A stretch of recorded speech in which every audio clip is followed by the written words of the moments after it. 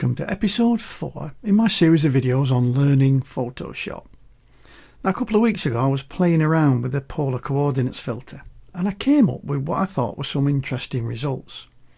I posted a couple online and I've been asked by several how I did it. So here goes. First, the starting image is important. Here I've got one of the pier at Cleethorpes. Now it really has to be symmetrical.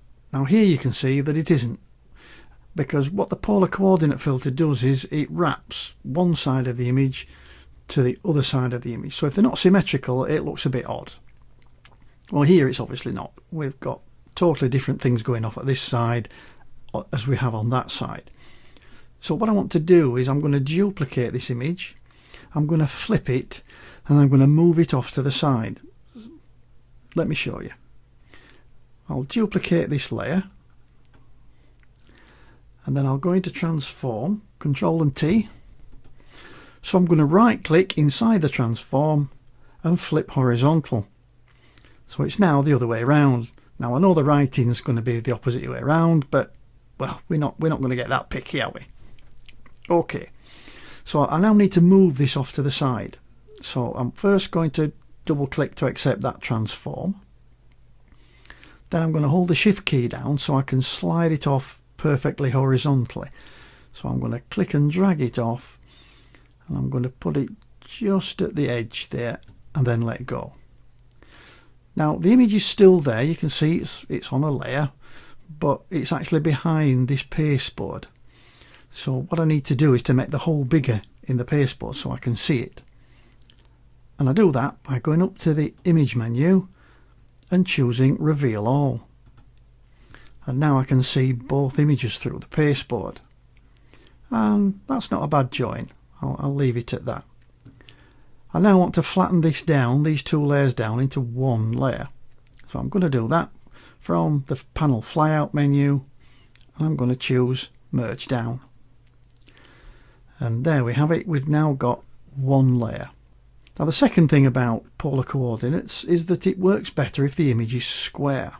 So what I need to do is to stretch this image now and make it square. And I'm going to do that from the image menu and the image size dialog. Now normally the width and the height here are linked together.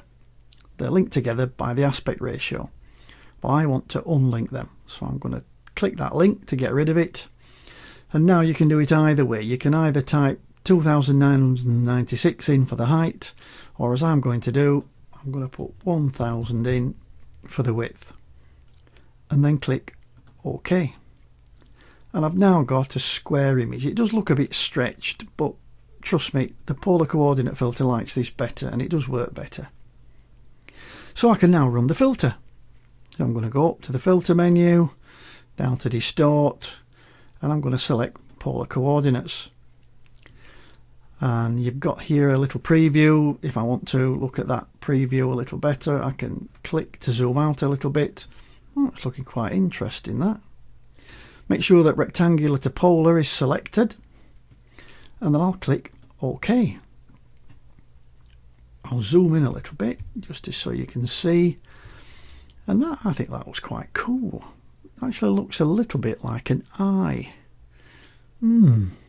Yes, and quite arty as well. Okay, that's one option. But the actual result you get out of a polar coordinate depends on which way up your image is. One will develop an outer polar, like this one, and another one will develop what's called an inner polar, which will be wrapping round the outside. So let's have a look at how that works. Well, we need to get to a similar position. So I've got one here to save me time doing it all again, where I ended up with this square image. So the only difference now is that I'm going to flip it.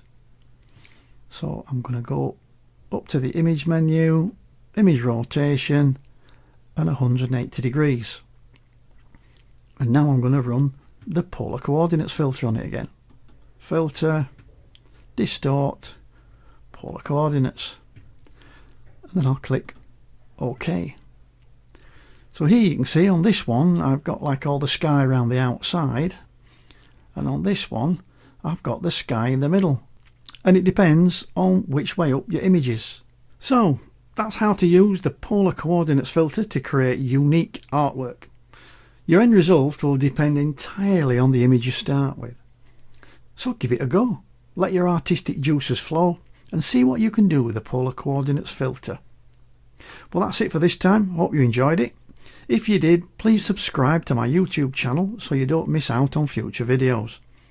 And remember, if there's a particular technique or tool that you would like help on, please leave me a comment or send me an email to kenfisherphotography@gmail.com, and if I can, I'll try to make a video about it for you. Okay, bye for now.